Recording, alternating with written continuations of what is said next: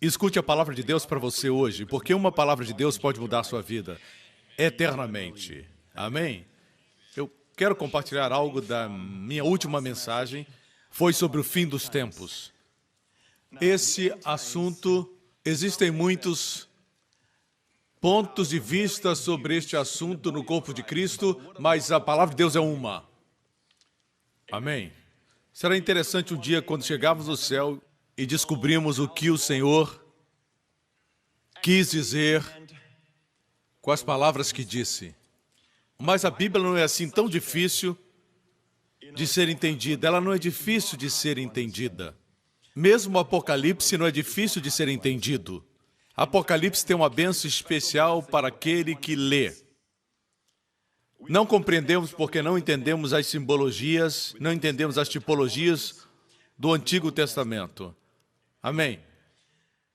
E fica ainda mais confuso quando não se entende a mensagem principal, que é o Evangelho de Jesus Cristo, o Evangelho da graça. Se entender o Evangelho da graça, se entenderá que os crentes não passarão pela grande tribulação. Os crentes não estarão aqui durante o tempo da angústia de Jacó, o tempo chamado grande tribulação. 7 anos da ira de Deus derramada sobre a terra. A Bíblia diz claramente, nós compartilhamos a última mensagem, quando preguei sobre o arrebatamento e o fim dos tempos. Se você entende Romanos 5, que diz assim, logo muito mais agora, tendo sido justificados pelo seu sangue, seremos por ele salvos da ira, através dele. Amém? Assim vemos que não vamos passar pela tribulação. Você entende isso?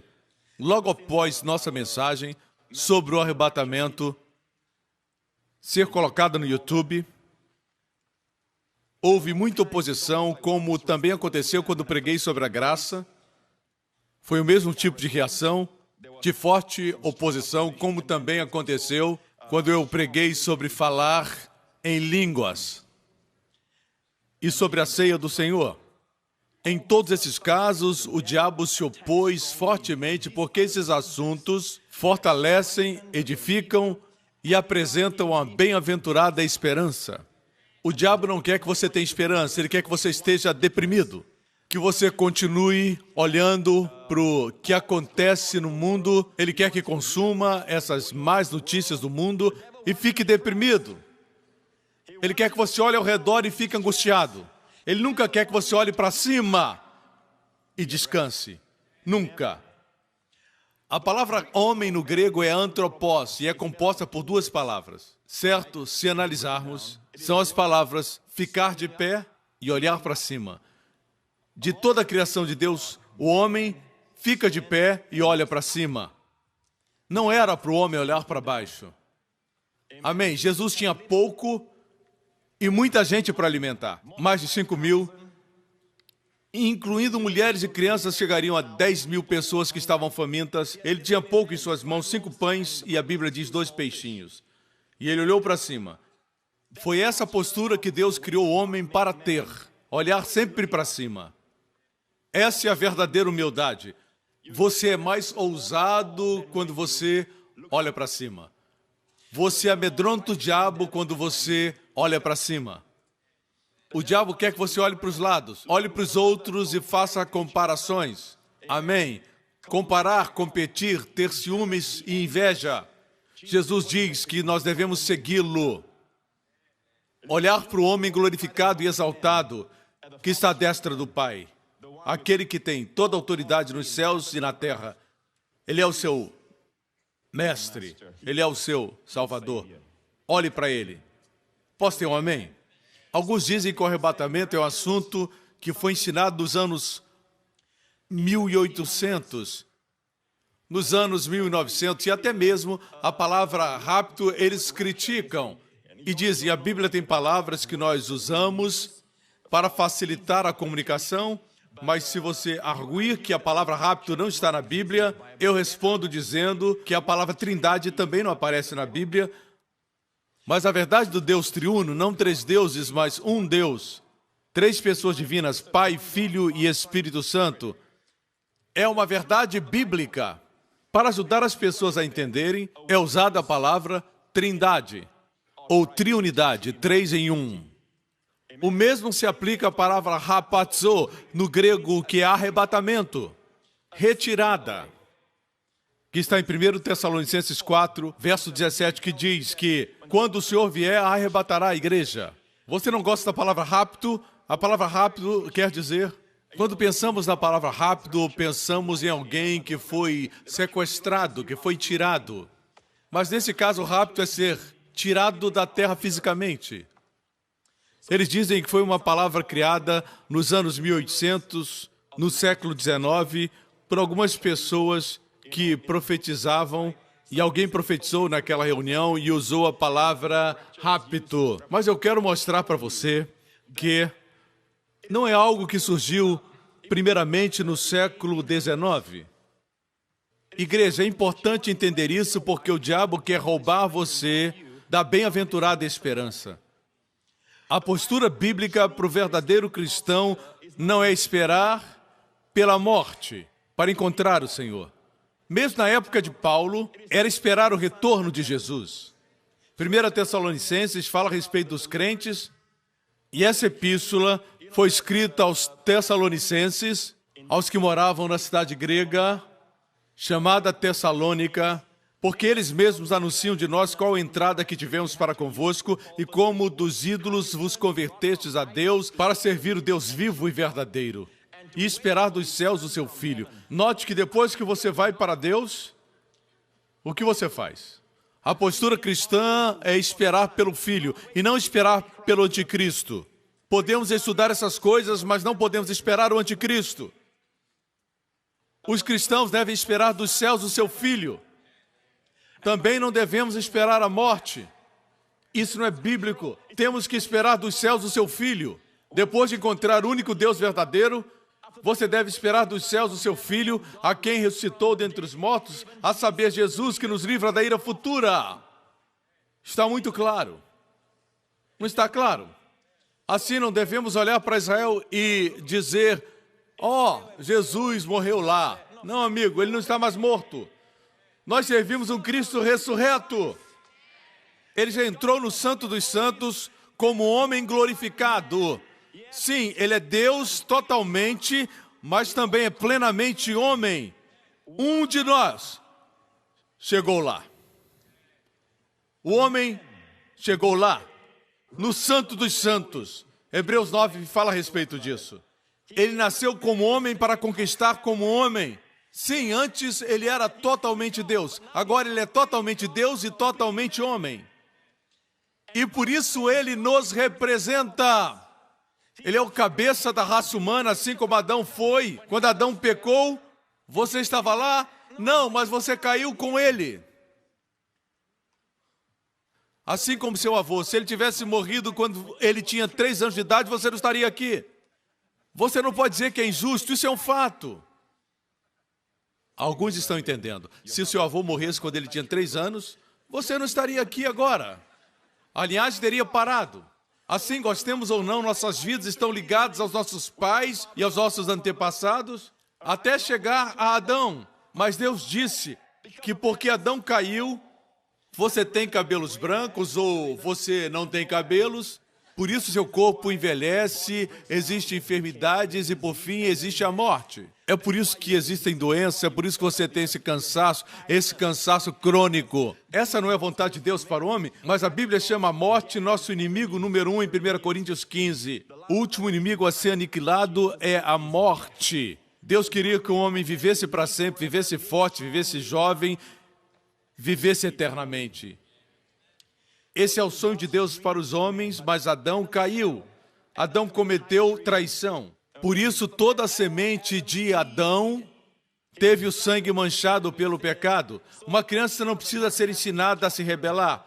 Uma criança não precisa ser ensinada a desobedecer. Vem naturalmente a desobediência, porque todos os homens nasceram sob o pecado. Uma coisa é ter pecado no seu sangue, outra é ter pecado imputado, ser culpado pelo pecado. Uma criança, apesar do que seus pais creem, quando ela morrer, ela vai para o céu. porque tem sangue no seu corpo, mas o pecado não é imputado a ela. Hoje somos crentes e a bênção que possuímos é essa: bendito o homem a quem Deus não imputa pecado. E esse não, no grego, é um negativo duplo, é um não muito forte. Assim, para o crente, é a mesma coisa. O pecado não é imputado a nós. Talvez você pense, mas pastor, se pregar assim vai produzir licenciosidade. Não, meu amigo, vai produzir santidade gloriosa. Verdadeira santidade, não essa falsa santidade que subjuga as mulheres, amém? Que põe todo o foco nas aparências, amém? Que é depressiva e triste, mas a verdadeira santidade é alegre e ao mesmo tempo centrada em Cristo. Qualquer ensino sobre santidade que não coloca o foco em Jesus, mas no esforço humano, é pseudo-santidade. É falsa. Produz orgulho e justiça própria. Me escutam, irmãos. Assim, quando você não entende isso, você comete o mesmo erro sobre o arrebatamento e final dos tempos. Assim como os judeus, eles liam o Antigo Testamento, mas não sabiam que existem dois segmentos para a vinda de Cristo. Eles falavam do Messias Bar David, Messias Bar Yosef, certo? Um Messias mais duas vindas, eles não entendiam isso. O Messias Ben Davi, esse era o governo do poder, ele viria como um rei, viria para reger, para resgatar Israel e faria de Israel um lugar proeminente. Traria paz para a terra. Eles liam isso. Mas em outra parte do Antigo Testamento, eles liam sobre o Messias sofredor. Isaías 53, o Messias que levaria nossas enfermidades e seria ferido pelas nossas transgressões. Não entendiam que esse era o Messias Ben José, o filho de José. Eles não entendiam e às vezes pensavam, existem dois Messias. Mas era um somente em duas vindas. Na primeira vinda, ele veio para morrer por nossos pecados. Quando ele voltar, ele virá para julgar o mundo. Amém? Existem cristãos que também estão misturando os dois, como os judeus fizeram no Antigo Testamento. É por isso que quando ele veio, até seus discípulos estavam confusos. Eles pensaram que ele viria estabelecer o seu reino. Mas não, o reino só pode ser estabelecido no fundamento da justiça. Por isso ele morreu, por nossos pecados. O reino deve começar dentro de nós. Amém?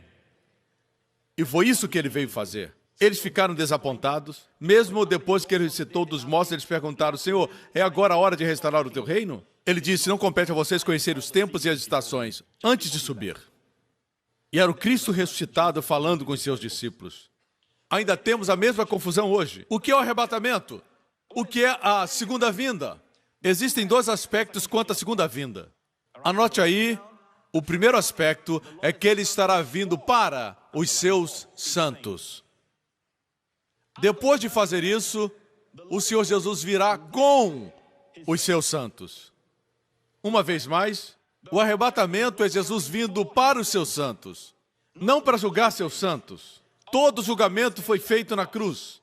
Ele estará vindo para os seus santos. Virá em amor, ele disse isso. Em Mateus 24 e 25, você não encontra o arrebatamento. O arrebatamento era um mistério, assim como a igreja era um mistério que foi revelado especialmente ao apóstolo Paulo, e o povo judeu nunca entendeu que existiria uma igreja, os chamados. Quando pensar em igreja, não pense num prédio. Pense nas pessoas que foram chamadas, de muitas nações. Como eu disse antes, esse é o organismo mais poderoso em todo o universo. Mais bem-sucedido do que o Facebook, mais bem-sucedido do que a maior companhia do mundo. Você sabe qual é? Não importa, maior do que qualquer uma. A igreja é maior. Ela inclui o universo inteiro.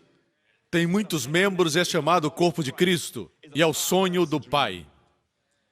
Mas a igreja estava escondida em mistérios no Antigo Testamento, escondida em tipos. Era um mistério no Antigo Testamento. O arrebatamento também é um mistério. Paulo disse, eis que vos revela um mistério. E a palavra mistério, no Novo Testamento, não é algo escondido.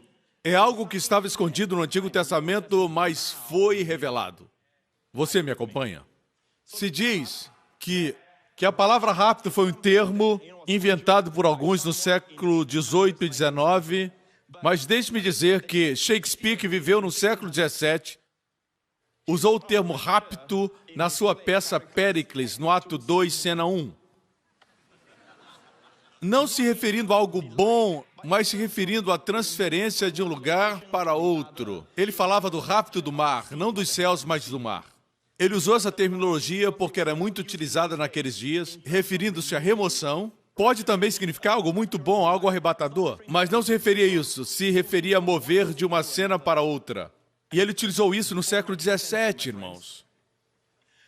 O famoso Matthew Henry, o mais famoso comentarista de todos os tempos da Bíblia, o seu nome era Matthew Henry. Matthew Henry, ele está bonito nessa foto. Matthew Henry, que viveu no século XVII, ele escreveu o seguinte, falando do arrebatamento, 1 Tessalonicenses 4,17, no seu comentário. No ou imediatamente antes desse rapto, as nuvens, os vivos sofrerão uma poderosa mudança. O que estou tentando demonstrar é que o rapto não foi invenção da imaginação de alguém, não foi invenção de um grupo de pessoas no século XIX, mas é algo ensinado através da história da igreja. Não usavam necessariamente a palavra rapto, mas a verdade estava lá. A igreja de Tessalonicenses esperava o Filho vindo dos céus. Não esperava o anticristo. Ok?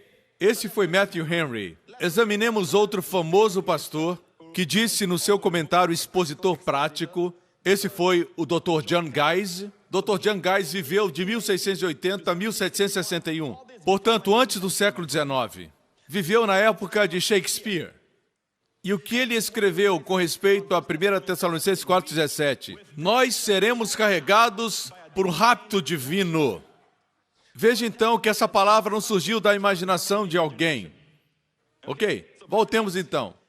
Os tessalonicenses receberam a mensagem de Paulo quando Paulo pregava na cidade grega de Tessalônica. E muitos ali se tornaram cristãos. Vamos viajar no tempo. Vamos imaginar que podemos voltar, porque quero responder perguntas muito interessantes sobre este assunto. Não vamos falar mais do arrebatamento, porque você leu, está tudo muito claro, e você sabe, Jesus disse, na casa do meu pai há muitas moradas, e vou preparar-vos lugar.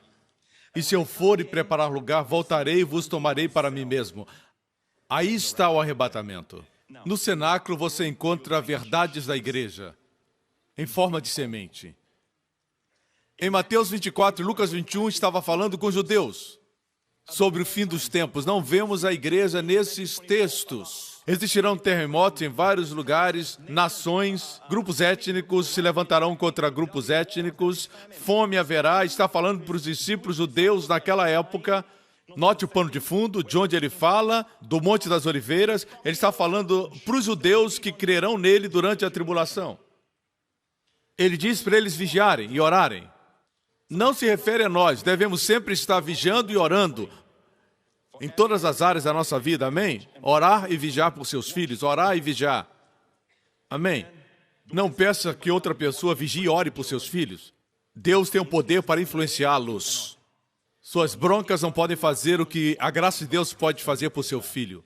Temos que vigiar e orar, mas não podemos usar esse texto fora do seu contexto. Quando Jesus diz, vigiai e orai, para que sejais havidos por dignos de evitar todas as coisas, falava com judeus crentes que estariam na tribulação. Quando diz que o evangelho do reino será pregado, está falando dos 144 mil evangelistas judeus que estarão na terra durante o tempo do anticristo pregando o evangelho do reino, mas nós estaremos no céu. Vocês me escutam? Me acompanham até aqui? Vamos imaginar, ok, que estamos agora na cidade de Tessalônica, na Grécia. Somos tessalonicenses e recebemos Cristo como Salvador. Esperamos que o Filho venha dos céus. Esperamos por não sabermos quando será o arrebatamento, certo? E alguns dos irmãos e irmãs que amamos tanto morrem. Eles não tinham ouvido sobre o arrebatamento. E eles estão preocupados porque eles não conseguiram esperar Jesus. Será que entrariam no reino? Essa era a preocupação que eles tinham. Mas um dia chegou um mensageiro, um missionário que veio para os crentes de Tessalônica e disseram, ei, a última do apóstolo Paulo. Eu tenho uma carta dele. Naquela época não tinha mensagem de texto. Temos que dizer isso porque nessa geração os jovens devem estar dizendo: é mesmo? Era assim? Escreviam cartas? Temos que explicar para eles. E um dos anciãos se levantou e disse: reúnam todos os irmãos em Tessalônica. Nós temos uma carta do apóstolo Paulo, nosso irmão. Paulo tinha escutado a respeito da preocupação que eles tinham com aqueles que haviam morrido. E digamos que entre os tessalonicenses tem um homem que é um jovem, vamos chamá-los de Demétrios. É um nome bonito, comum entre os gregos. E esse rapaz, Demétrio, estava esperando ouvir alguma coisa de Paulo. Ele foi salvo na primeira visita de Paulo. E Paulo ensinou a ele para esperar o filho que viria do céu. E durante esse tempo, enquanto esperava, o jovem Demétrio foi tentado muitas vezes, algumas vezes resistiu, outras vezes cedeu à tentação. E ele não estava seguro quanto à sua salvação e se Deus estava com ele. Ele era um daqueles cristãos que vivem tropeçando. Uma das coisas que quero dar uma resposta nesse sermão é: a resposta principal não é para aqueles que negam a vinda, eles são uma minoria, mas quero falar para a maioria dos crentes que creem no arrebatamento e creem que nem todos os crentes vão subir. Somente os fiéis. Somente os fiéis, os que vigiam e os que estão vencendo. Isso rouba do crente a sua esperança. Esse ensinamento é popular. É a teoria do arrebatamento parcial. Vejamos o que diz a Bíblia. Eu não quero que o pastor Joseph Prince explique mais a Bíblia. E você pode julgar. Todos os crentes vão subir ou não? O jovem Demétrios conclui que após se converter, ele não tem sido um crente vencedor. Ele tem maus hábitos, tropeça aqui e acolá, às vezes acerta, às vezes ele erra. Às vezes aprende. Ele nem sempre acerta e ele nem sempre erra. Ele é esse tipo de crente. Agora ele está tenso porque chegou a última carta de Paulo e é inspirada. Se tornaria parte da Bíblia. E um ancião com voz firme pega a carta de Paulo. Naqueles dias era um rolo e ele começa a ler.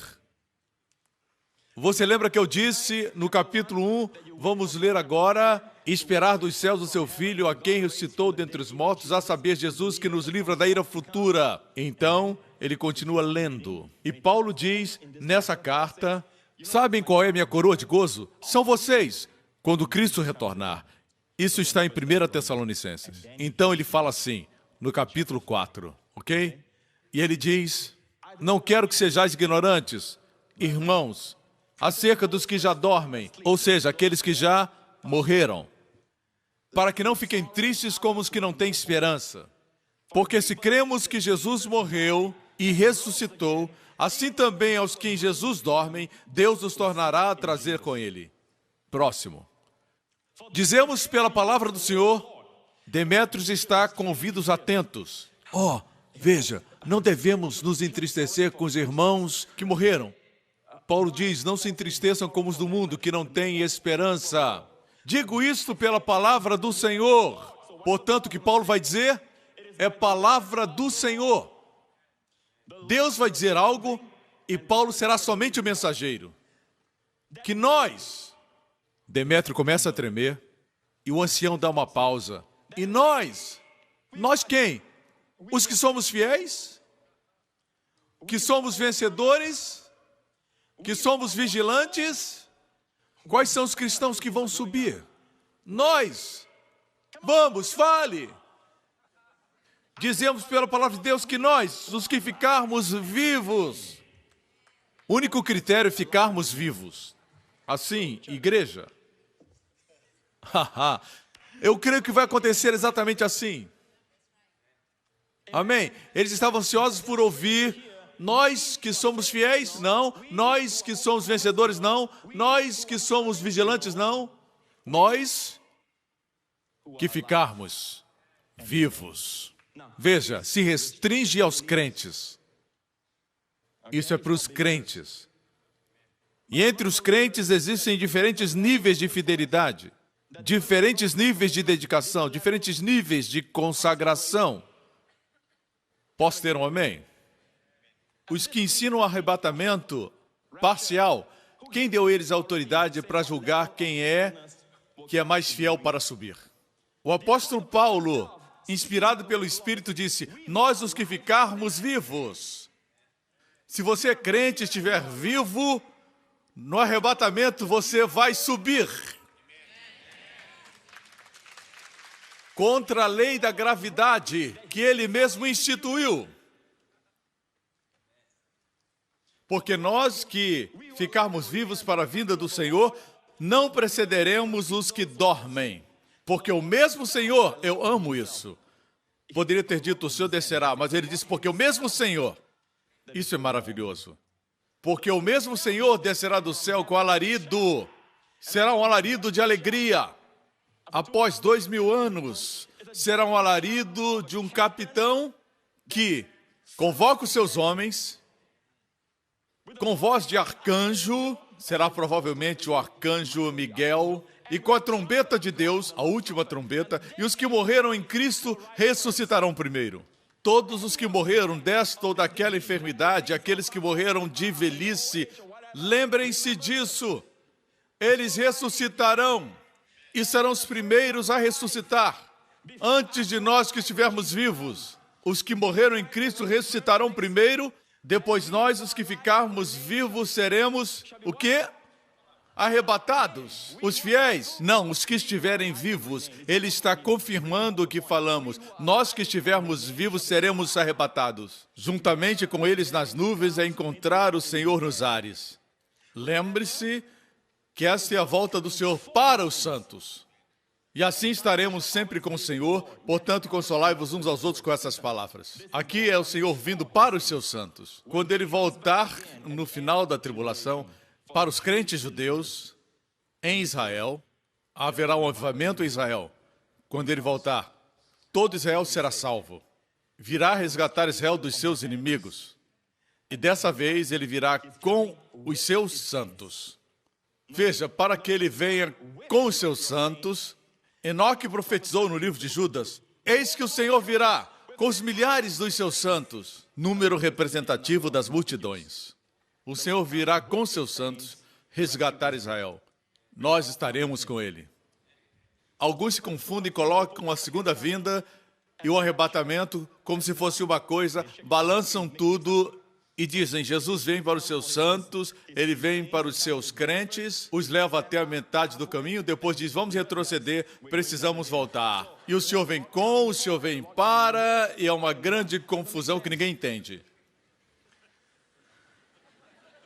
Mas ele vai nos levar para os céus, para as mansões que ele preparou. Nós estaremos com ele durante a tribulação. Mas, pastor, o arrebatamento é alguma coisa que é nova? Sim, é um mistério, mas existem tipos no Antigo Testamento. Você se lembra da história de Noé? O pai de Noé foi Lameque.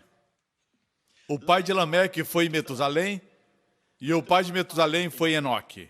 Deus já havia dito que o dilúvio viria.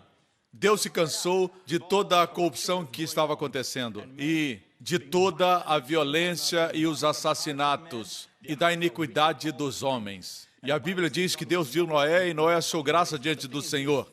Mas a mensagem não foi dada originalmente a Noé. Ela foi dada a seu bisavô Enoque. A Bíblia diz em Gênesis 5:21, e viveu Enoque 65 anos e gerou Metusalém.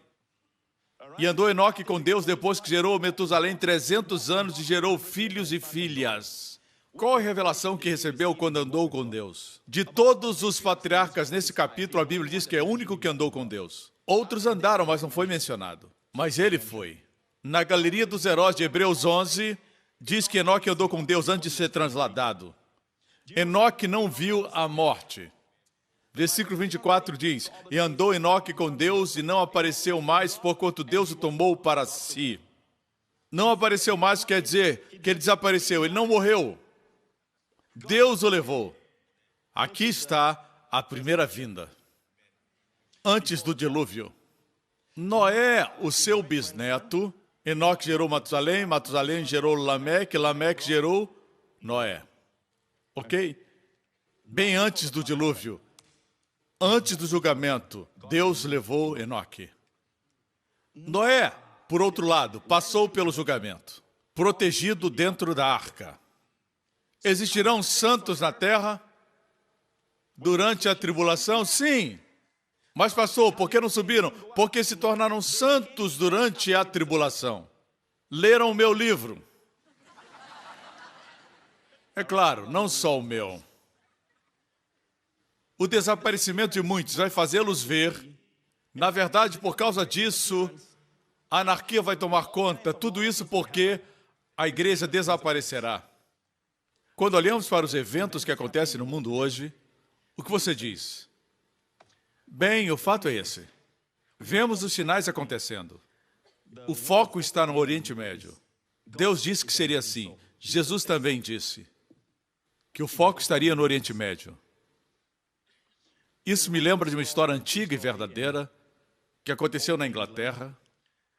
Havia um homem rico que tinha muitas propriedades, mas era gentil, e ele comprou uma grande propriedade com muitos acres para construir novas habitações.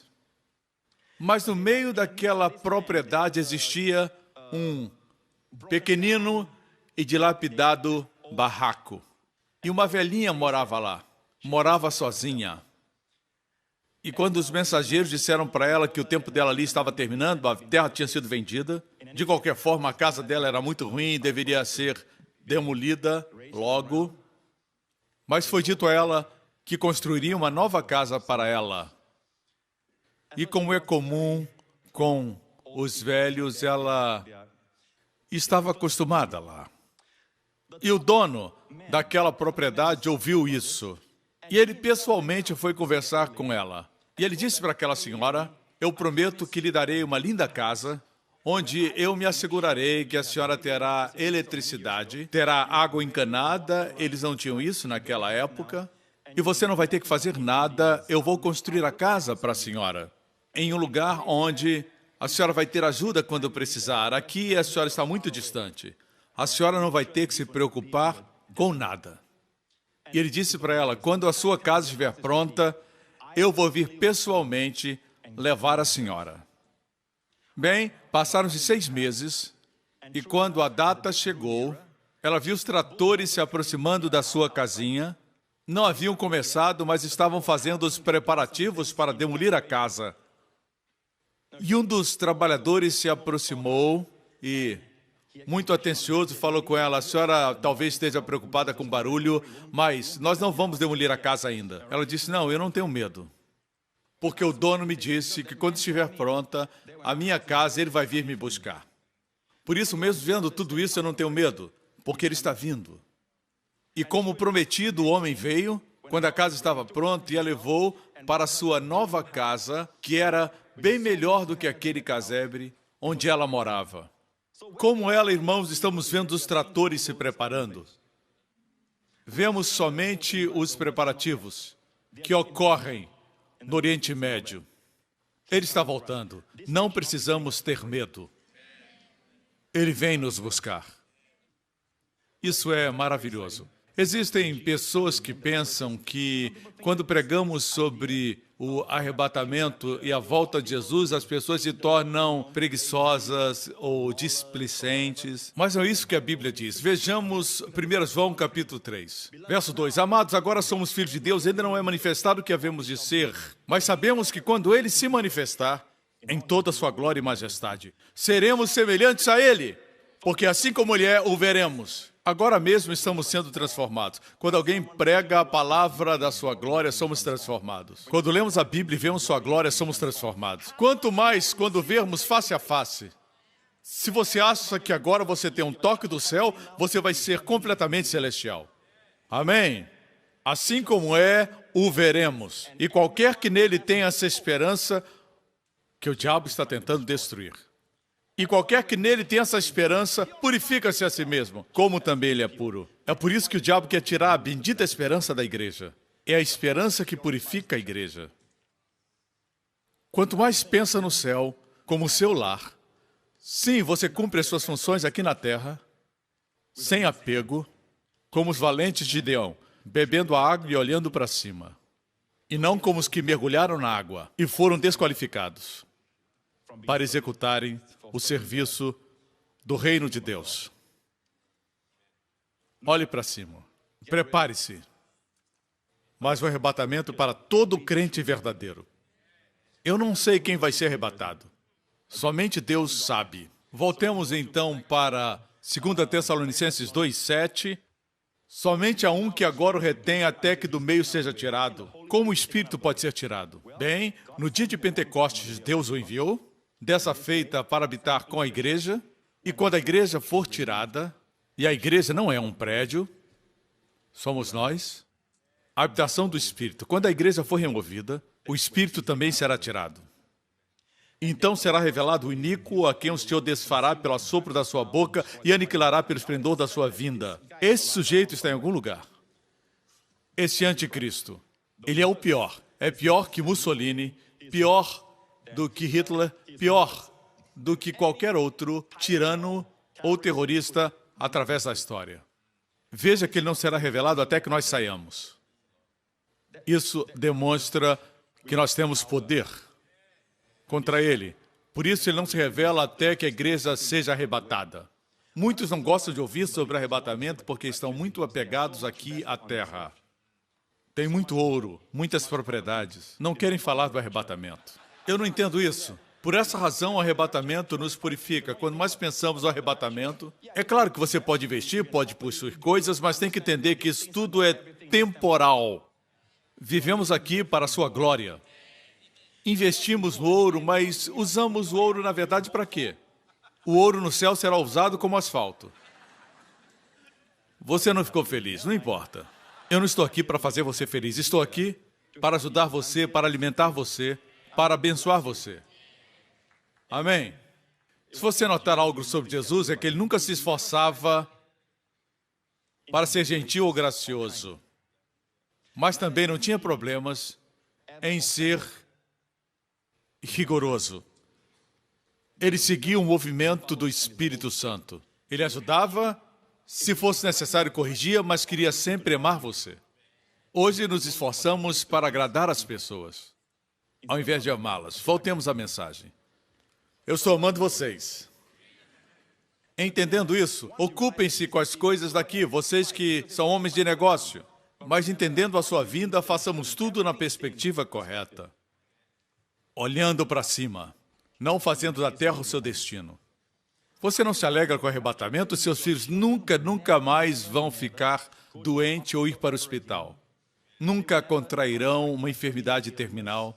Com 25, 30 ou 60 anos, seja o que for, eles nunca passarão por aquilo que as pessoas nesse mundo passam. Você que já tem uma certa idade, você sabe o que acontece no mundo. Amém? Cremos que Deus cura, temos visto curas, mas continuamos aguardando pela redenção do nosso corpo. Não é verdade? Amém, igreja? Você não se alegra com o arrebatamento? Você terá um corpo, seus filhos terão um corpo que nunca ficará enfermo, nunca ficará doente, nunca terá dores, nunca terá qualquer coisa que faça doer, para todo sempre. Você nunca vai envelhecer. Você jamais morrerá. É algo que tem que nos fazer felizes porque é a redenção do nosso corpo. Mas existe algo mais, algo que eu não entendo. A maior parte dos evangélicos, ou melhor, todos os evangélicos concordam, de diferentes denominações concordam que não somos salvos pelas nossas obras. Não somos salvos pelos nossos méritos, somos salvos pela graça. Não pelo que fizemos, não por nossa fidelidade, mas pelas obras de Jesus. Pelo que ele fez. Você concorda? Sim. A obra de Jesus na cruz alcançou o seu corpo? Eles dizem sim. O arrebatamento é a redenção do seu corpo. Agora você diz, as nossas almas são salvas pela graça, não por nossos méritos ou fidelidade, mas os nossos corpos, no arrebatamento, serão salvos baseados na graça e nos nossos méritos. Baseados na graça e nossa fidelidade. Algo está errado. Isso é porque não entendem a graça. É por isso que escrevi O Poder de Crer Certo. Quando se crê errado, produz emoções tóxicas, medos e incertezas. O arrebatamento é ele vindo reivindicar o que ele já comprou. Não tenha ideia de que no arrebatamento Jesus vai dizer assim: esqueci de redimir seus corpos. Então disse: Paulo, diga para eles que eu vou voltar. Não, tudo está coberto na cruz. Mas por alguma razão, que eu podia especular, mas minha pregação não é especulação, Deus nos deixou com os nossos corpos caídos, mas com espíritos novos. Nós somos um espírito ressurreto em um corpo não ressuscitado. E Deus nos deixou aqui na terra para alcançar outros, para viver uma vida vitoriosa, uma vida que honra o seu nome. Nesse corpo antigo, existia um costume, na época de Paulo, e ainda existe esse costume nos dias de hoje, de dar um depósito quando compra algo. Você compra algo e dá um valor como sinal. Esse sinal garante que você vai voltar para a redenção completa. Assim, o Senhor viaja, não sabemos quando voltará, ele volta e toma posse daquilo que redimiu. Agora ele deposita o pagamento total. O pagamento total foi realizado na cruz, mas a Bíblia diz que o Espírito Santo é o penhor, o sinal. Assim, Deus colocou o Espírito Santo como um sinal de que, quando ele voltar, todos nós seremos redimidos. O Espírito Santo é o sinal. Veja na sua Bíblia, Efésios capítulo 1. Ele é o penhor. Quando diz, não entristeçais o Espírito Santo, porque fostes selados para a redenção da possessão. O que é isso? O Espírito Santo é a garantia. O Espírito Santo em você é a garantia que a redenção está chegando e todo o seu corpo será redimido. Isso, irmãos, é simplesmente poderoso. Algum tempo atrás, eu pensava que existiam corpos nos céus esperando por nós, como os uniformes de Batman, pendurados em algum lugar, muitos uniformes de Batman. Dessa forma, nós pensamos que quando Jesus voltar, trará nossos corpos dos céus. Mas a Bíblia não diz isso, diz que nossos corpos foram feitos nos céus. Mas você sabe onde o seu novo corpo será glorificado? Exatamente onde está o corpo velho. É por essa razão que quando Jesus retornar, os que morreram em Cristo, e muitos deles hoje são cinzas. Mas tudo foi feito por ele, sem ele nada do que foi feito se fez. João 1, Colossenses capítulo 1 diz, nele, em Cristo, que fez todas as coisas, tudo se sustenta. Pode-se queimar tudo até cinzas, mas os átomos não estão perdidos, porque ele fez os átomos. E nele todos os átomos ficam unidos. Diz a Bíblia, por isso, quando ele voltar, veremos que aquele que criou todas as coisas, todos os átomos, eles mantêm. E mesmo aqueles corpos que estiverem no mar há tantos anos ou forem transformados em cinzas, não importa a condição, certo? Os átomos não estarão perdidos. Com uma palavra, ele convocará os que morreram e já são cinzas e eles terão um novo corpo. Cremos que aqueles que morreram em Cristo estão nos céus agora, felizes, pulando de alegria e andando nas ruas de ouro. O meu avô está lá e ele é novo, ele é hoje um adolescente. Se ele me visse, ele diria, você pensa que você é bonitinho? Você pensa que é bonitinho? Olhe para mim! Sim, o seu avô, a sua vovó. O que vocês pensam, irmãos? Mas, pastor, o senhor não entende? Meu avô morreu e não tinha Jesus. Mas você é crente? Sim, pastor, eu sou. A Bíblia diz, crê no Senhor Jesus e será salvo tu e a tua casa. Isso não é automático, mas o que ele está dizendo é porque você é salvo, existe uma aliança e por isso Deus tem um espaço para entrar na sua família e salvá-los. E mesmo quando eles estiverem naquela situação, quando estão à beira da morte, em coma, Deus pode visitá-los e dizer, eu sou o Salvador, e eles serão salvos. O que invocar o nome do Senhor, meu avô no último momento disse Jesus, e ele foi salvo. O que invocar o nome do Senhor será salvo. Por parte de mãe, ela tinha um parente que falava o cantonês muito. Era uma senhora anciã da família que era um parente distante. E essa senhora, bem idosa, nunca tinha ido à igreja. Ela ficou enferma e os filhos quiseram levá-la ao hospital, mas ela recusou. Ela não era cristã, não sabia quem era Jesus, mas minha mãe estava orando para que aquela família fosse salva.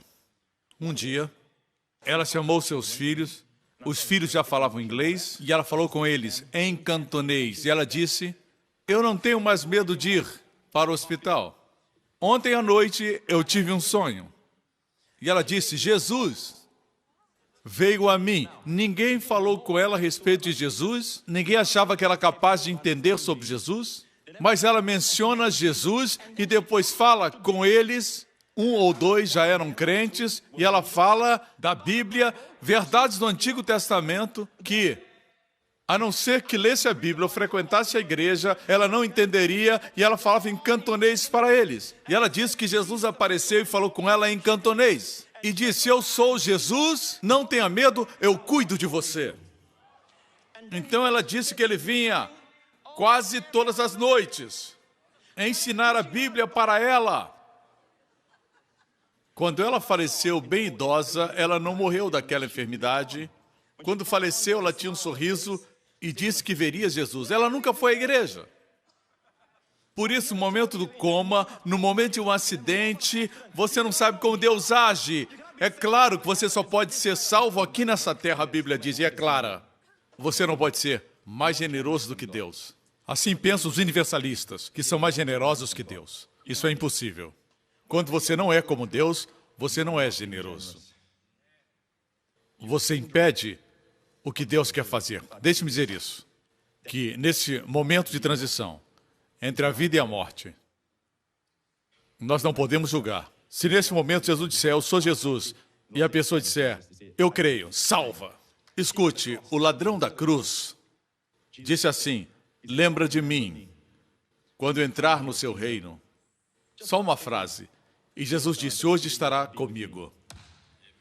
É mais fácil ser salvo do que se perder. Mas alguns pensam e desanimados dizem, estreito é o caminho que conduz à vida. Estreito é o caminho. Jesus disse que o caminho é estreito, mas ele disse sempre nos evangelhos, quando estava na terra, para os judeus que o rejeitaram. Era muito difícil ser crente naquele tempo, porque você tinha que ir pelo único caminho. Estreito era o caminho. E no grego está no presente, quando Jesus falou com eles, para aquela época. Mas você já notou que nas epístolas nunca você lê que o caminho é estreito. Você não encontra isso mais. Era exclusivo para aquela época, porque para ser judeu e crer em Cristo, era como ser desonrado pela família. Por isso era um caminho estreito. De certa forma, ainda é verdade hoje. Mas essa expressão não é usada nas epístolas paulinas, escritas para a igreja, pelo Espírito e pelo Cristo ressurreto. E a propósito, não podemos comparar como fazem alguns tolos. O pastor Prince ensina que Mateus, Marcos, Lucas e João são palavras de Jesus, mas ele gosta de pregar nas epístolas paulinas, palavras de Paulo. Você ainda não percebeu que os evangelhos são as palavras de Jesus quando estava na terra? E no final da sua vida, no cenáculo, ele disse, tem muitas coisas que eu quero dizer para vocês.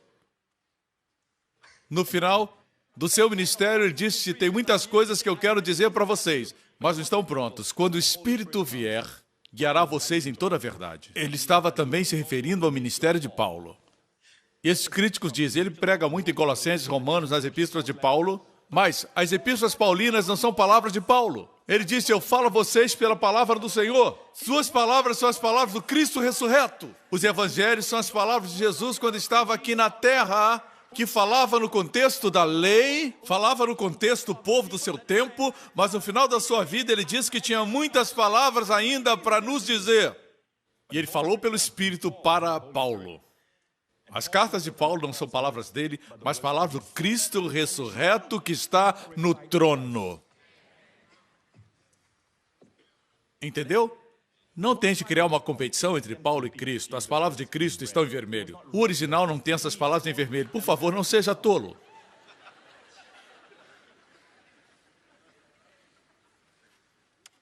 Quando o arrebatamento acontecer, Deus nos vai dizer para aqueles que já morreram em Cristo, desde Adão ao tempo presente, seus parentes e amigos, Deus não vai dizer, é hora do arrebatamento.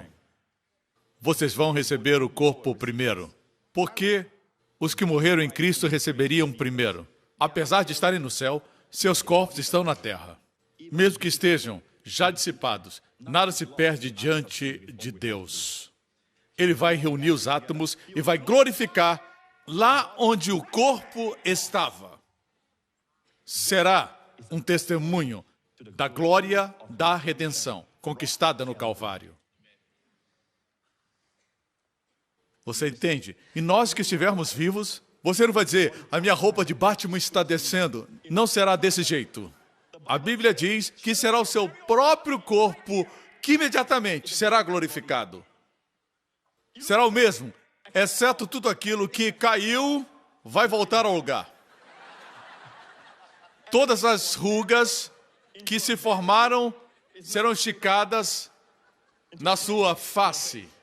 Quem tem ouvidos, ouça. Todo traço de envelhecimento, todo traço de maldição será removido do seu corpo. Se você tinha algum problema, você não vai ter esse problema mais. Porque agora você terá o corpo glorioso e ressurreto. E vai acontecer exatamente onde está o seu corpo antigo. Esteja na sepultura ou na água, onde estiver, será convocado e será glorificado. Isso é poderoso. É o poder da redenção. Alguns vão dizer, pastor, tudo isso é muito bom, o senhor já mostrou para nós o que está escrito em Tessalonicenses. Mas os crentes tessalonicenses não eram crentes carnais. Por isso todos iam subir. Eram crentes zelosos e fiéis. Teoria do arrebatamento parcial. Deixe-me falar de uma igreja para a qual Paulo escreveu, que era muito carnal. Sem dúvida, todos concordarão comigo quanto a isso. Que a igreja mais carnal para a qual Paulo escreveu, crentes verdadeiros, mas a igreja mais carnal. Que igreja é essa? Coríntios foi a igreja mais carnal. Eram nascidos de novo, o capítulo 6 diz, não sabem que o corpo de vocês é templo do Espírito Santo? Eram salvos, o corpo deles era templo do Espírito Santo, mas eles procuravam as prostitutas cultuais. Eles brigavam entre si e colocavam na justiça os seus irmãos. Alguns eram tão presunçosos porque eram ricos que quando chegava a hora da ceia do Senhor, ao invés de participarem da ceia do Senhor, ficavam mostrando toda a comida e bebida que tinham. Faziam festas com suas comidas e bebidas, humilhando aqueles que eram mais pobres. Na hora da ceia, existiam abusos acontecendo. Espírito partidário, eu sou de Paulo, eu sou de Apolo. Tudo isso é carnalidade. Não encontramos uma igreja mais carnal do que Coríntios. Então eles não vão subir, correto? Veja isso que o apóstolo Paulo escreveu, 1 Coríntios 15, versículo 23. Mas cada um por sua ordem. Ele está falando da ressurreição. E falando disso, ele diz, Cristo as primícias, depois os que são de Cristo na sua vinda. Os que são de Cristo, os que pertencem a Cristo na sua vinda. Jesus levantou dentre os mortos e todos subiremos com ele na sua vinda. Os de Cristo, não os fiéis, não os que são santos, os que são de Cristo. Como disse antes, é importante que sejamos santos, porque queremos glorificar seu nome. É importante que estejamos servindo. Nunca quero parar de servir. Quando paramos de servir, começamos a declinar. Amém? Nunca se aposentar, sempre se reinventar. Você não vai morrer jovem. Você vai ver muito como Caleb, como Moisés, que serviram a Deus por muitos anos. Você vai ser assim, amém? Você tem que servir e ser fiel. Eu não posso dar posição de liderança para quem não é fiel. Amém? Nem você. Esse não é o critério. Na verdade, quando temos essa bendita esperança, nos purificamos. A Bíblia diz que a bendita esperança purifica. Se não pregarmos isso, o povo fica mundano. Ficam apegados a essa terra. Se tornam carnais. Você me acompanha? Todas essas coisas são importantes, mas não são o critério para a redenção, porque a redenção do seu corpo é pela graça através da fé, bem como a redenção do seu espírito. Não é metade, graça, metade, seus méritos. Metade, graça, metade, suas obras. Metade, graça, metade, sua fidelidade. Não, não, não. Tudo é graça. E a redenção do seu corpo é totalmente graça. Você me escuta? Na verdade, depois do arrebatamento, todos nós compareceremos ao tribunal de Cristo, onde tudo que fizemos será manifestado. Não é um julgamento para condenar ou enviar ninguém para o inferno. Não é o grande trono branco. Isso vai acontecer no final da tribulação. Todos os vivos e mortos estarão diante do Deus poderoso. Mas não é o tribunal de Cristo. O tribunal de Cristo é somente para os crentes e receberão galardões ou sofrerão perdas. Perdas no que se refere à posição no reino vindouro, mas não perda da salvação. Isso não pode acontecer porque o seu sangue nos salvou. Estaremos diante do juiz, mas o juiz é a nossa justiça. Eu disse, o juiz é a nossa justiça. O tribunal de Cristo não vai definir se você vai para o inferno ou para o céu. O fato de termos sido redimidos e sermos arrebatados quer dizer somos salvos. Mas fala de galardões e perdas. Um dia eu vou pregar sobre isso. Amém? É importante servirmos. É importante que a graça que recebemos seja usada. É importante que não deixemos a graça ser desperdiçada. Vocês me acompanham até esse momento? Vejamos, então. Temos que entender o contexto desse versículo. Existem algumas pessoas, os universalistas, ensinam que todos serão salvos automaticamente. Eles se baseiam no versículo 22, que diz assim, porque assim como todos morrem em Adão, assim também todos serão vivificados em Cristo. Contudo, temos que ler dentro do contexto. Mas, diz aqui, cada um por sua ordem. Cristo as primícias, depois os que são de Cristo. Se todos serão vivificados, isso quer dizer todos em Cristo. O contexto é chave. Você tira o versículo do seu contexto, tenho dito por muitos anos, tira o texto do seu contexto, vira um pretexto. Ok? Eu estou aqui para dizer para você que alguns que creem na graça foram para o extremo que é o universalismo. Eles dizem, aceitando a Cristo ou não, você é salvo. Tenha cuidado com esse ensinamento. Um ensinamento novo é uma heresia muito antiga, que está sendo reeditada. Ok? Temos que seguir o caminho de Deus. A Bíblia diz que você tem que crer. Amém? Você tem que receber. A Bíblia não diz que é automático. Crendo ou não crendo, você é salvo. A Bíblia diz de forma muito clara, quem crer no Filho de Deus tem a vida eterna, quem não crê já está condenado. Você me acompanha? Alguns dizem, a igreja de Coríntios era carnal. Então, você diz que os crentes carnais não vão subir? Os crentes infiéis não vão subir? Vamos observar os crentes mais carnais e infiéis para os quais Paulo escreveu. Coríntios. Em 1 Coríntios 15, 51. Eis que aqui vos digo um mistério. O que é mistério? Algo escondido no Antigo Testamento, mas agora revelado. Deus levantou Paulo para revelar muitos mistérios. Veja, ele disse, eis aqui vos digo um mistério. Com quem ele falava? Falava com os cristãos carnais de Corinto. Ele não disse, falo somente com os que são fiéis. Não, ele fala com todos os crentes de Corinto. E ele diz para eles, nem todos dormiremos, mas todos seremos transformados. Todos. Eu disse todos, mas todos seremos transformados. Crentes carnais, crentes que chegam atrasados. Se você só chega atrasado, se converta. Só porque você frequenta a igreja New Creation não quer dizer que você é salvo. Como ir ao McDonald's não faz de você um Big Mac. Ir à garagem não faz de você um carro. Sua salvação não é por osmose, porque você frequenta a igreja New Creation. Amém? Você tem que aceitar a Jesus. Tem que recebê-lo. E Deus não tem netos. Não venha me dizer que o seu avô foi crente, que seus pais são crentes. E quem é você? Neto de Deus? Deus não tem netos, só filhos.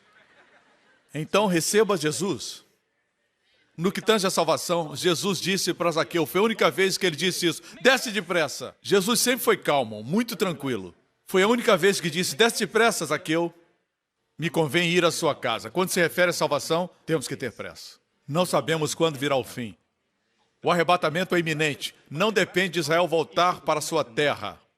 Não depende da Rússia invadir Israel. Não depende que nada se cumpra. É iminente. A segunda vinda depende. Você me acompanha? Está aprendendo? No momento, no abrir e fechar de olhos, vai ser rápido assim, vai ser muito rápido ante a última trombeta, porque a trombeta soará e os mortos estarão incorruptíveis e nós seremos transformados. Porque convém que isto que é corruptível se revista da incorruptibilidade. Esse corpo mortal será revestido da incorruptibilidade e o que é mortal se revista da imortalidade. E foi escrito para crentes que eram carnais. Eu rogo que não sejam carnais. Se você vive em adultério, se alguém vive em adultério, está numa guerra civil. Se você é salvo, não está feliz. Você não está feliz. E está desperdiçando todos os anos. Sugiro que pare de safadeza, certo? Retorne para Deus totalmente. Ainda não é tarde.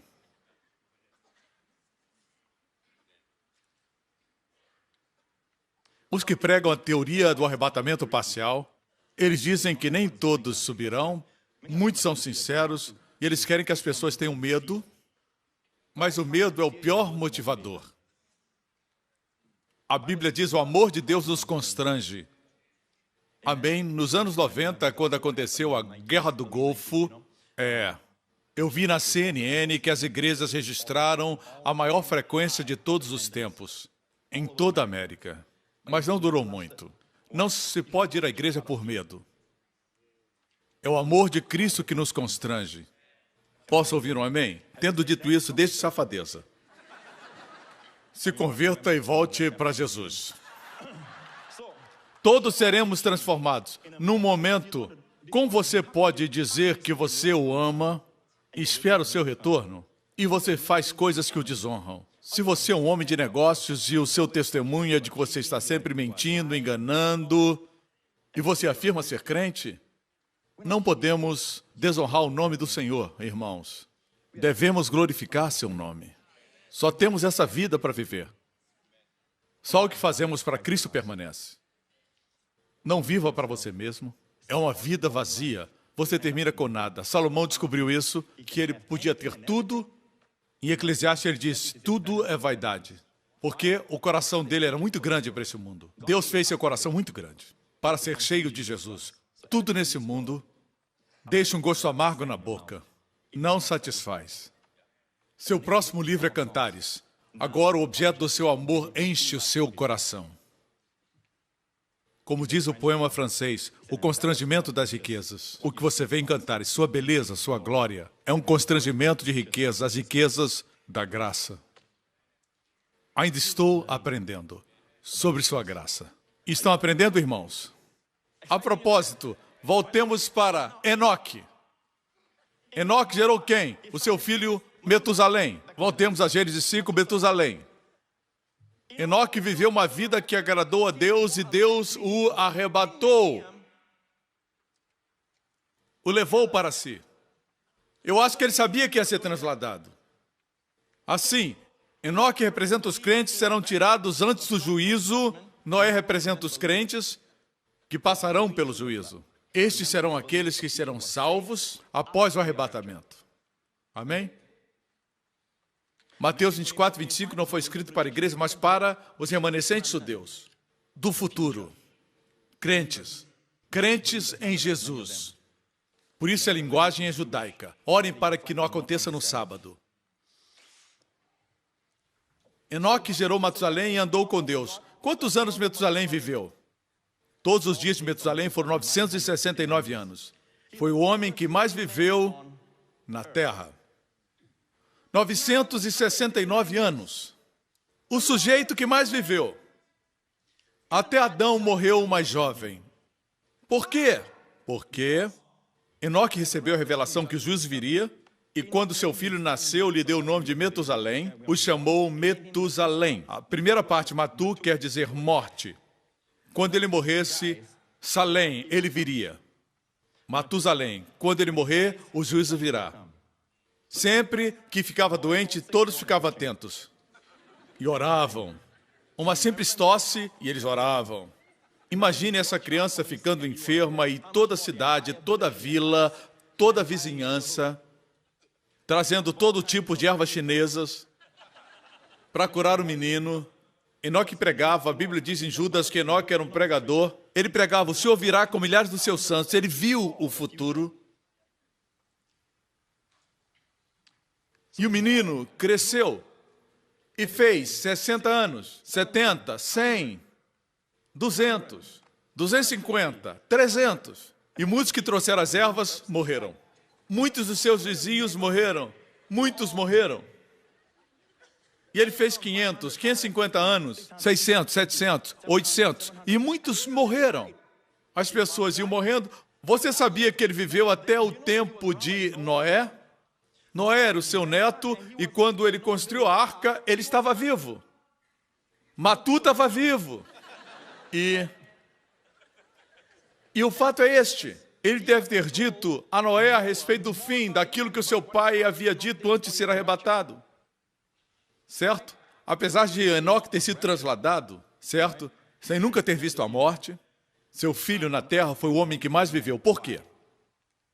Por causa da bondade e da paciência do maravilhoso Deus. A Bíblia diz que Ele é a fonte de toda a bondade. E quando nós conseguimos entender um pouquinho da sua bondade, esse entendimento é uma dádiva da sua bondade para que possamos entendê-lo melhor. Oh, aleluia! Deus disse, quando esse menino morrer, o julgamento virá. E Deus fez com que ele vivesse mais tempo sobre a terra. Pense nisso. Se calcular os números disponíveis, verá que ele morreu no ano que o dilúvio começou. E ele foi o homem que mais viveu. Bendito seja o nome do Senhor. Deus não quer que ninguém pereça. Pedro escreveu sobre os escarnecedores que surgiriam e diriam, onde está a promessa da sua vinda? Mas, amigos, não se deixem enganar. Pedro disse, o Senhor é paciente, não quer que ninguém se perca. Se Ele está estendendo o tempo, é porque quer que muitos sejam salvos. Certo? Muitos foram salvos ontem. E muitos serão salvos hoje. Amém? Ele não quer que ninguém se perca, mas vai chegar o tempo quando Deus vai dizer, basta. E aí Jesus voltará. Ok? Pedro disse assim, Pedro, Tiago e João subiram o monte da transfiguração com Jesus. Vemos aqui ele escrevendo em 1 Pedro 2,17. Porque não vos fizemos saber a virtude e a vinda de nosso Senhor Jesus Cristo, seguindo fábulas artificialmente compostas, mas nós mesmos vimos a sua majestade. Ele está falando da vinda de nosso Senhor Jesus Cristo. E ele continua, porquanto ele recebeu de Deus Pai honra e glória, quando da magnífica glória ele foi dirigido a seguinte voz, este é o meu Filho amado, em quem me tenho comprazido. E ouvimos esta voz dirigida do céu, estando nós com ele no Monte Santo. Você lembra a história? E depois ele diz isso, e temos muito firme a palavra dos profetas, a qual bem fazeis estar atentos, como a uma luz que alumia em lugar escuro. Alguns dizem que profecia é difícil de entender. Não, não é uma escuridão, é uma luz que alumia em lugar escuro até que o dia amanheça e a estrela da alva apareça em vossos corações. Agora, veja isso. O evento que por ele foi descrito é o Monte da Transfiguração. O que aconteceu lá foi uma revelação da volta poderosa do Senhor Jesus Cristo. E diz ele, vimos a sua majestade. Ok? Vamos para Mateus 17 e vamos concluir nossa palavra no Monte da Transfiguração. Ok. 6 dias depois, 1000 anos para o Senhor são como um dia. Da criação de Adão até o nosso tempo, se passaram 6.000 anos. Jesus veio no ano 4000, 2000 anos até os nossos dias, são 6.000 anos. 6 dias, e ele retornará.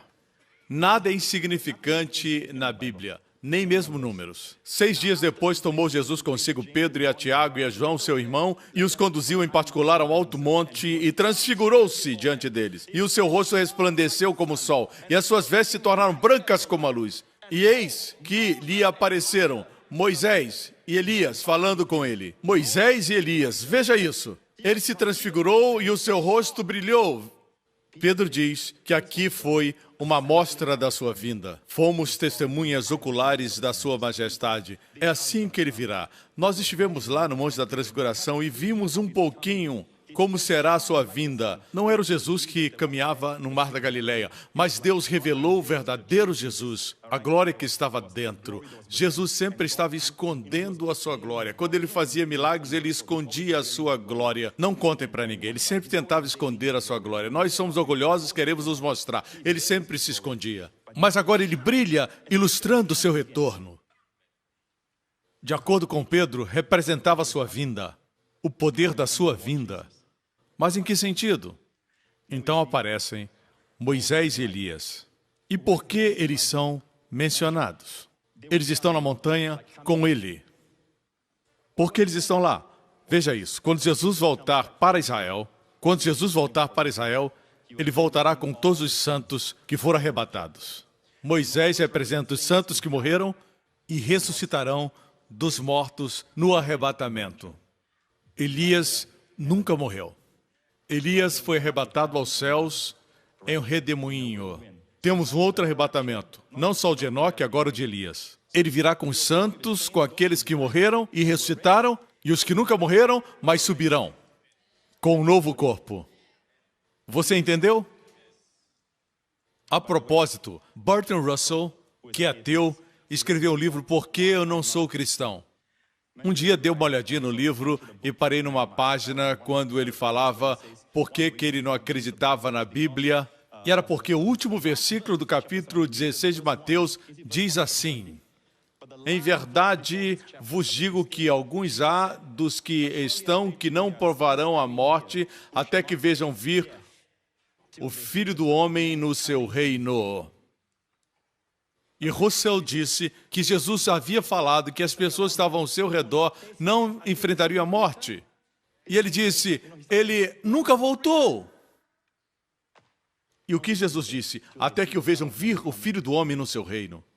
E no capítulo seguinte, 6 dias depois, Pedro, Tiago, André e João, ele não disse todos, disse alguns, não provarão a morte até que vejam vir o Filho do Homem no seu reino. Eles o viram vir no seu reino no Monte da Transfiguração. Os homens se fazem de sábios, mas são tolos. Não entendem essas coisas. Esse texto é um dos favoritos dos ateus. Agora você já sabe. Tudo no contexto. E eles viram o Filho do Homem no seu reino antes de morrerem. Ali João teve uma prévia do livro de Apocalipse. Voltemos a 1 Coríntios 15, 52. No momento, no abrir e fechar de olhos, ante a última trombeta, Apocalipse 22, os últimos versículos, os últimos. Verso 20 e 21. Esses são os últimos 2 versículos de toda a Bíblia. A Bíblia termina em Apocalipse 22 dessa forma. Aquele que testifica essas coisas diz, são as últimas palavras de Jesus. Certamente cedo venho. Cedo venho é a ênfase aqui. Você sabe qual o problema? É que muitos interpretam isso e você vê cristãos caminhando nas ruas de Nova York com camisetas dizendo, Jesus vem em breve. E o problema é que não interpretam bem a expressão cedo venho. Pode significar breve ou subitamente. Rapidamente. Muitos interpretam Jesus vem em breve. Como breve? Já tem 2000 anos. Mas o que ele diz é que quando ele vier, será algo súbito. Tahu, no grego. Virá repentinamente. Quando o Espírito Santo veio, ele veio repentinamente no cenáculo. A Bíblia diz que quando ele voltar, vai ser num piscar de olhos, num segundo atômico. O mundo só perceberá o desaparecimento. Ele não está dizendo, virei em breve. No ano seguinte, virei em breve. Não é isso. Ele diz, virei de forma súbita. Virei de forma rápida. Cedo pode ser breve e também pode ser subitamente. É a forma da sua vinda. Queridos, vamos concluir. Esses são os últimos versículos, as últimas palavras de Jesus. Vamos examinar esse último capítulo e vamos concluir. Vamos para Apocalipse 22:16. Eu, Jesus, enviei o meu anjo para dar a vocês este testemunho concernente às igrejas. Eu sou a raiz. Isso prova que ele é Deus. Ele é a raiz de Davi. Jesus vem da linhagem de Davi. Davi há muito foi estar com o Senhor. Como ele pode ser a raiz? A raiz produz o fruto. A raiz produz a árvore. Em outras palavras, ele criou Davi. Aqui está a sua divindade. E ainda assim, ele é o descendente de Davi. Davi produziu dos seus lombos Maria e José, seus pais. Assim, ele é a raiz e a geração. Assim, esse versículo fala da sua deidade e sua humanidade. E a resplandecente estrela da manhã. No último capítulo fala da resplandecente estrela da manhã. Último capítulo do último livro do Antigo Testamento, bem no final do livro do profeta Malaquias, fala a respeito do sol da justiça. Voltemos a Apocalipse. Vejam, irmãos, muitos anos atrás, eu acredito que foi em Israel, mas não me lembro muito bem, mas eu sei que eu estava em algum lugar e não conseguia dormir, e me levantei bem cedo pela manhã e olhei pela janela. Ainda estava escuro em Israel. Eu acho que foi no Mar da Galileia. E lá no horizonte, era muito cedo e estava escuro. E eu vi a resplandecente estrela da manhã. O povo chama de Vênus, mas é conhecida como a primeira estrela, a resplandecente estrela da manhã. Eu olhei ao redor, vi o mar, fico emocionado ao ver o Mar da Galileia. Eu voltei a me deitar, não conseguia dormir, li um pouco. Então me levantei e vi o sol surgir pela janela, pelas cortinas. Olhei para fora e vi o sol surgir no horizonte. Agora era o sol que surgia. Veja, sua vinda tem dois aspectos. Primeiro surge a brilhante estrela da manhã para o seu povo. Antes do dia do Senhor, o dia do juízo chegar.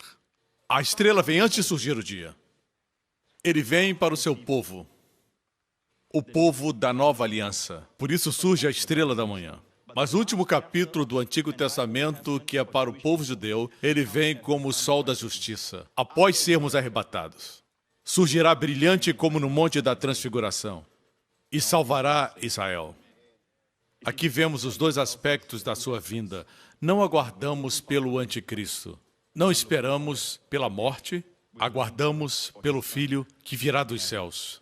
Aquele que amamos, que primeiro nos amou. Vivamos nossas vidas para a sua glória. Amém? E diz, o Espírito e a noiva dizem, o Espírito e a noiva dizem, vamos lá, noiva, o Espírito e a noiva dizem, e todo aquele que ouvir diga, vem. E quem tiver sede, venha. E quem quiser, beba da água da vida. Como? De graça, sem mérito, de graça. E termina com os dois últimos versículos. Aquele que dá testemunho dessas coisas diz, sim, venho em breve. Amém. Vem, Senhor Jesus. A graça de nosso Senhor Jesus Cristo seja com todos. Amém. Olhos fechados e cabeças baixas. Vou abençoar você com a bênção sacerdotal. Graças a Deus, eu não sou tolo. Pela graça de Deus. Quando abençoo, imagino Jesus com mãos estendidas abençoando. Na verdade, nós vemos em Atos 1, quando Jesus foi assunto aos céus, os discípulos olhavam e olhavam. E dois anjos apareceram e os anjos disseram, varões galileus, por que estão olhando? Esse mesmo Jesus voltará da mesma maneira. Quer dizer, voltará corporalmente, voltará para abençoá-los. Jesus virá com mãos estendidas abençoando o seu povo. Ele provavelmente dirá, venham! E dos quatro cantos da terra, os anjos serão enviados e o poder que estabeleceu a gravidade será revertido. Depois que ele redimir nossos corpos, teremos um corpo como o dele, que não estará mais sujeito a doenças enfermidades e morte. Para sempre. Se você nunca fez de Jesus o seu Salvador pessoal, esse é o momento de colocar sua confiança nele. A salvação não é a graça mais os seus méritos, mas é totalmente a graça de Deus. Você já recebeu essa graça? Se não, faça essa oração agora de todo o seu coração.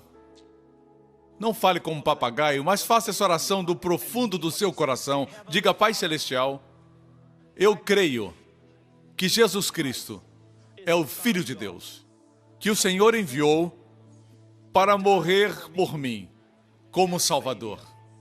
E naquela cruz, Jesus Cristo levou todos os meus pecados, passado, presente e futuro, todos eles, e os tirou. Ele recebeu meu juízo. E no terceiro dia, o Senhor ressuscitou dentre os mortos. Jesus Cristo é meu Senhor e Salvador, agora e para sempre, em nome de Jesus. Amém, amém, amém. Amigo, se fez essa oração, você agora é filho de Deus, as coisas velhas passaram, tudo se fez novo. Se o arrebatamento acontecer hoje, ou mesmo amanhã, ou esta semana, você vai subir. Amém? Você é salvo agora. E lembrem disso, irmãos, olhem para mim. Minha Bíblia diz que João viu nos céus uma multidão inumerável. Por isso digo que mais pessoas serão salvas do que você imagina. Isso não é universalismo que diz que todos serão salvos. Não, isso é heresia. Mas, tendo dito isso, a Bíblia diz, João disse, eu vi uma multidão inumerável. Não fala isso do inferno. Pessoas estarão no inferno, mas não diz que é uma multidão inumerável. Glória a Deus. No céu é inumerável. No inferno não diz o mesmo. Eu creio, irmãos, que Deus vencerá. Amém? Amém? Seus pais e seus amados que já morreram, você não conhece o momento final deles. Fique de pé, igreja. Levante sua mão nesse lugar. O poder da bênção. A bênção produz num momento e sem esforço o que para o homem levaria uma vida inteira para produzir. Um ano inteiro ou anos para produzir. Aqui vai a bênção. Povo de Deus e todos que assistem agora, veja Jesus Cristo, não Pastor Prince, com mãos estendidas, abençoando você. O Senhor abençoe você com as bênçãos de Abraão, que tudo que você tocar prospere, que o fruto do seu corpo, seus filhos prosperem, prosperem na saúde, prosperem nos seus estudos e em seus relacionamentos. Que o Senhor feche portas que não são boas, relacionamentos e amigos que não são bons para eles. Quando Deus fecha, ninguém abre. Quando Ele abre, ninguém pode fechar. Senhor, eu peço que o Senhor abra as portas das boas amizades, bons relacionamentos, para todos os filhos desses irmãos e todos que estão assistindo, Senhor, pela televisão. Eu oro por eles. Que o Senhor os guarde, os proteja e os preserve, em nome de Jesus, de todo o perigo, do vírus da ebola, de todo tipo de enfermidades, doenças e males. Que a sua vida seja cheia com o poder que ressuscitou Jesus dentre os mortos, permeando cada célula do seu corpo. Que a face do Senhor brilhe sobre você, seja favorável e que você receba de Deus toda a graça sobrenatural. O favor que abre portas para você, favor que fecha portas que não são boas. Favor por onde quer que vá. Que o toque celestial, que a bênção do príncipe, a bênção da princesa esteja com você e seja sentida pelo mundo. O Senhor levante a sua face sobre você e conceda a você Shalom. E todos digam, vem, Senhor Jesus. Vem, Senhor Jesus. Deus abençoe você. Até a próxima. Obrigado por sintonizar no programa de hoje. Esperamos que tenha sido uma bênção para a sua vida. Para mais informações sobre o programa da Igreja New Creation, acesse o site ncctv.org.sg. Lá você poderá se inscrever para receber um devocional diário do pastor Joseph Prince. Seja incentivado e fortalecido todos os dias e saiba o quanto Deus lhe ama através desses devocionais. Acreditamos que o seu dízimo pertence à igreja que você frequenta e oramos para que você seja grandemente abençoado, altamente favorecido e profundamente amado.